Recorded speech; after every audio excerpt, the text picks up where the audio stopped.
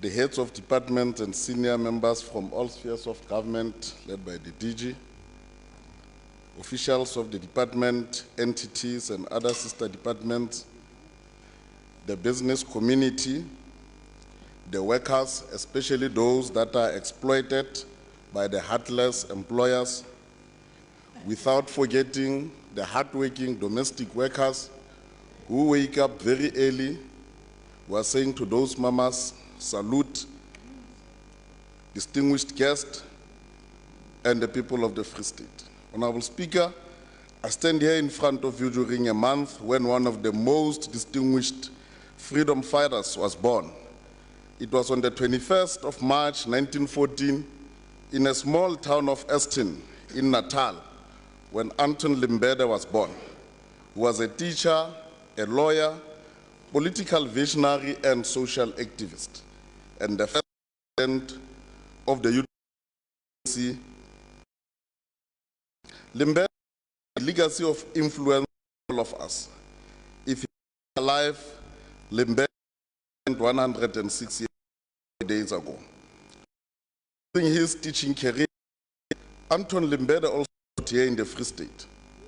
It was during the 1930s when a teacher here, when he enrolled at the University of the Free State. He attained BA and Master of this period. Also during this period, when he first encountered Afrikaner nationalism, which hardened his political towards nationalism. Speaker, when we stood before this August House last year, we committed ourselves to urgently help our to emerge from COVID-19. The positive of economic recovery recorded in 2021, however, at risk of due to the skyrocketing fuel and food prices due to the Russian conflict. Pressure expect us to be on the side, and this could result in a rapid increase in interest rates. The conflict is beginning. The global negatively. However optimistic, solution to this conflict through a structural form. The Free State economic outlook at the economy was negative in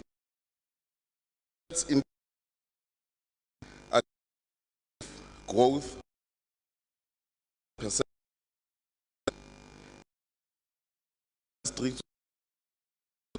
was also severely impacted with a handling of the complaints, and so as to be a watchdog to ensure that the quality of services that we give to our people is always maintained at the highest level. We have indeed, within the first 6 months, managed to establish customer care unit. And of all the complaints that we have received, more than 90% were resolved within a period of 30 days as part of our standards. And more than 202 million value of all the complaints were resolved. We spoke about the implementation of the smelter plant, and we said that we will expedite the processes of ensuring that it is functioning. Because we have realized that in Botshabelo there was a problem of electricity or the energy requirements. I can report to you, Speaker, that after the intervention of the department, and as opposed to what other members are saying that it is only a commitment, I would like to invite the members to go and visit Tabanchu in the industrial area, because the whole smelter project is complete. It's just ready for people to come and work. The department has further made a contribution of more than 10 million towards the economic infrastructure in terms of the electrical network to ensure that immediately 62 people are able to get their jobs during the process of construction. And when we open this smelter plant, more than 1,000 people or 1,000 jobs will be made available, and our people will benefit from that. We have spoken about industrialization of our economy, and as such, we have announced the industrialization support incentive out of the little amount that we had of 10 million. We have received more than 297 applications, and all of that money was disbursed to the 23 that were successful, of which majority of them, about 70%, were female-owned businesses. This support will continue because it is in form of rental subsidy, machinery, equipment, raw materials, and setting up cost. We will continue to have a women-designed, women-specific programs because this is time for women not only to be the support to the economy, but to be the drivers of our economic intervention. And that will also include the people with disability. Our approach to including the people with disability is that we are designed for them specifically. We have made it our way of doing things that in each and every program that we have, has a disability. On the issues of solving the impasse between MEC and the FDC, we indicated that we are going to part of what is to the MEC for such process that the new corporation has been approved with the relevant. We are even now the final appointed in first month of. Now the MEC is ready now as one catalyst for the Free State and the province. Other committees that we will develop legislation around the integration, transformation on choosing enabling the integrated development bill. Required to a greater extent the Freedom Charter following clarion as the people shall in the country's wealth. Indeed, through this legislation, this will be a catalyst, this will be an enabler, this will be a game changer to ensure our people indeed in the bill, amongst others, one promotes the development and diversification of the economy of the province through regulation of enterprises in specific, and it will ensure that we integrate the areas into the mainstream economic activities. Among others, which the bill is very clear on, is that when all they wants to come to the township, gone will be the days continue to be lily white. That all in that particular community, they not only participate in terms of purchasing, but they will hold equities in those developments. The bill seeks also specific programmatic support, which will allow government, its main contractor, to ensure that they. We've been saying all this, but there hasn't been any willingness, or there's not been willingness from the big corporates to create our people in space. As a result, our people have always used to be the buyers and sellers to government, and we say we drive our economy through industrialization, where our must be manufacturers of that we produce. That matter and all issues relating to the black to be in, and also taking advantage of government in the past. We are now enforcing transfer, negotiating it. We further acknowledge the amendment or the processes to amend the Business Act, National Department, and we fully commit that we assess or the nature reserves to also experience how is the life in the reserve, because it has always been expensive given their backgrounds to access them in terms of the necessary logistics that are required. So we are making this free available. We will continue with that program because the fact that our people have not had money does not suggest that they don't have the rights to experience whatever they want, particularly on the wildlife. So that process has commenced and it will continue under the current financial year. We have also had the Free State Camp Out experience last year, which we have launched in our Maria Moroka Nature Reserve and in all the other ones that we have in the province. The final event for the current financial year, it will start today and end on Sunday.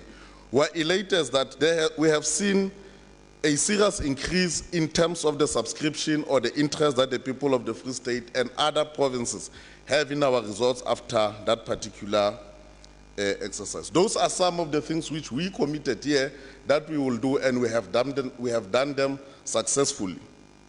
Under the governance, we are committed to build a capable, ethical, and developmental organization. And to this end, we will continue to enhance the support that we give to our audit and risk management committees. Under the human resource and transformation, we have established a strategic projects unit within the department which will deal with all of the strategic projects so as to ensure that they are receiving a special attention so as to move faster in realizing all of the pronouncements that we will make today and that have also been made previously.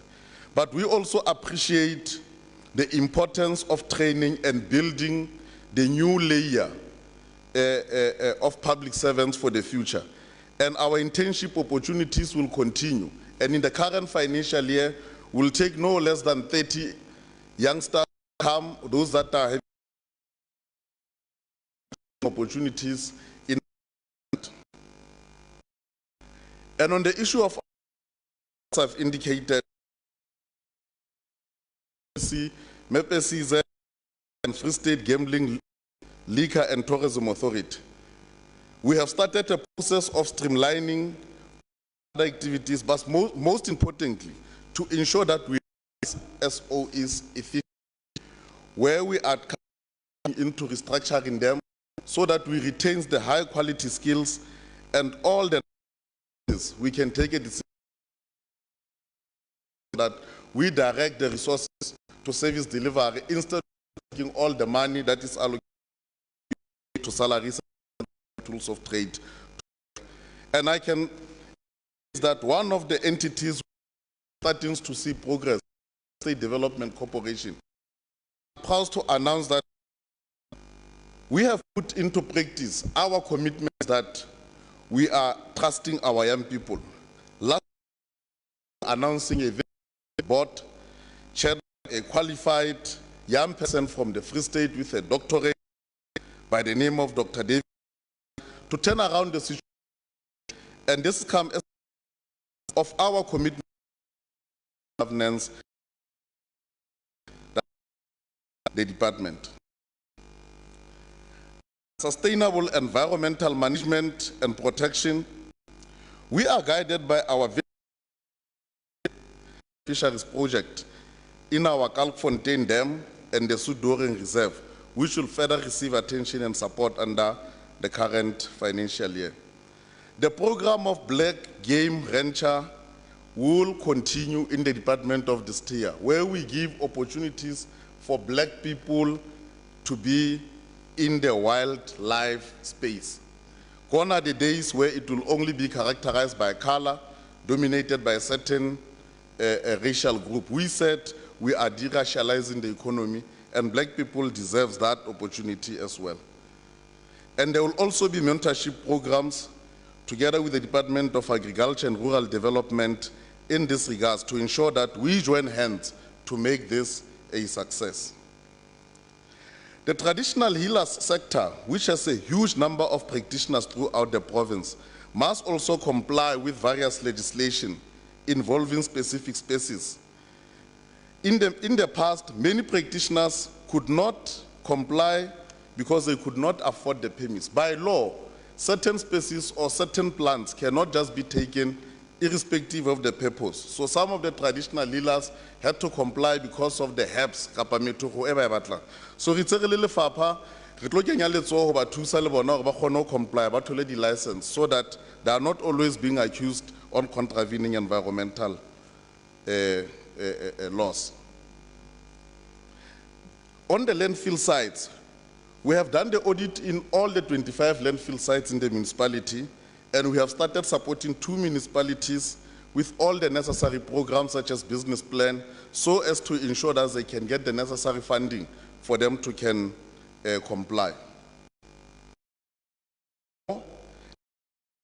Additional compliance is enhancing the environmental conditions. During the current 439 compliance inspections, administrative, and more than were by the department.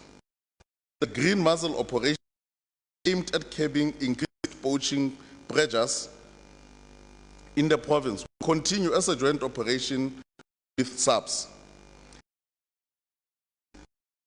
Recently, 2 rhino poachers were sentenced to lengthy jail terms. So Free State is one of the lowest provinces where rhino poaching is taking because of all of these efforts.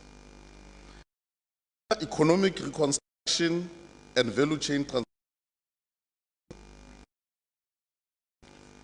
Honorable Speaker, the President of the country, Honorable Ramaphosa, unveiled the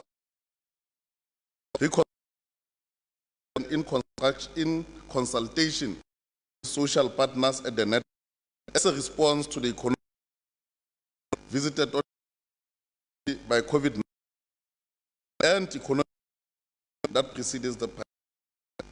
The plan envisaged the 3 stages, which was engage and preserve, recover, which focuses interventions to restore, and the last construct and which is focusing a sustainable and inclusive economy. We are now on the track of reconstruction. The President is an opportunity for South Africa. Our target is to ensure that everything that we consume as a province, we are able to produce it. This coming year, we plan to promote and actively market the identified provincial sectors yielding growth in the Free State. We will work together with the FDC, with the support of the DTIC, to expose the Free State enterprises to different platforms. This is our specific focus in this regard is providing the necessary exposure for small and emerging enterprises to both local and international markets. Access to market is critical to the sustainability of any business. And we've already started major campaigns with the CEDA and all other district municipalities in various areas to ensure that, among others, we have the pop-up stores. This is where we engage the malls and we pay for the spaces, that on certain days, the small businesses must be able to demonstrate their goods. But that is not only going to end there. With the bill that we are having, because we said our bill, when it's passed into law, is going to be a game changer. We are going to ensure that we designate certain commodities which will also bide the private sector, that those must be purchased or the opportunities thereof should be given for the SMMEs, so that we really want to see who are these corporates that are not really willing to work with us in changing the lives of our people. It cannot be right that we have many of the young women, old women, youth, even disabled people that are in the textile industry, but you still have the big still buying even simple uniform from the other provinces. Something of the to buy from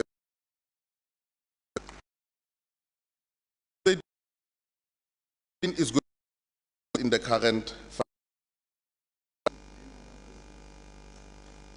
Wait, man, I'm busy. Order.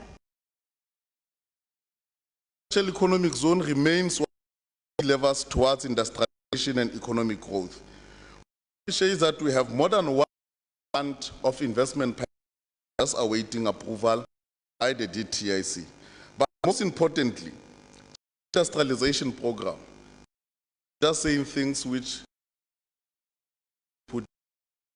we have started now of helping black business so that they trees for cities. We are now of establishing a paper and stationery plant. All the stationery that is produced of the Free State.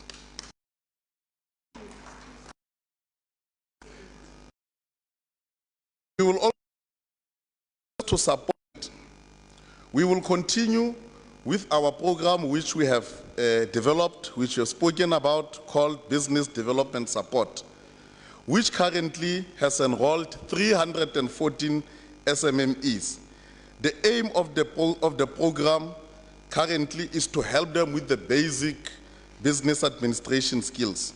That relates to how do you handle your books, how do you do contracting, how do you do your marketing. Because we said last year, we cannot just leave our people without any guidance. We appreciate that our people may have the skill and the talent, but they still need to be supported on how to handle their businesses.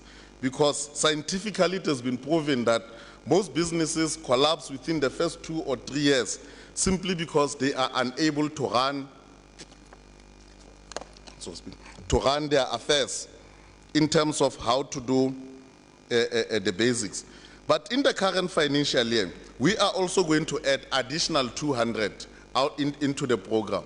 And that program is not a once-off training workshop in the hall or wherever, but it is a 3-year program where they will only exit the program after the period of 3 years when we are sure that they have passed this critical stage. Because we said the investments that we make to really bear fruit and must really not just go to waste. But now, in addition to that, we are also introducing a new technical support to the same businesses. We will be focusing on the expertise of industries. Take an example of the agro policy, where our people plan everything, but their products are unable to be accredited, so ensure that they are competing with others in a shared. Because we will provide this type of support, we will pay for accreditation as well as paying for necessary trading so that commodities, they sell them on the roadside and they must have equal opportunities. We walk the journey with our SMMEs. Some good examples of this is the PTY Ltd by Mr. Ramaditz. Through, when you are a man, when you are a revolutionary, you must not fear to try the new things. And indeed, his spirit has been a propeller to all of us. We are indeed inspired by the wise words of Amilcar Cabral, who once said, and I quote, "Always bear in mind that the people are not fighting for ideas, they are fighting to win material benefits, to live better and in space, to see their lives go forward, to guarantee the future of their children." Madam Speaker, close quote. Madam Speaker, we now table before this House the 2022-2023 budget allocation of the department as follows. 198 will go towards administration to support all these efforts. Under Program 2, Environmental Affairs and Conservation, 194 million. Under Economic Transformation, 229 million, of which 103,000 will go to the Liquor Board. And for the tourism support, 10 million. In total, I present this budget of 631 million budget to the House. Thank you.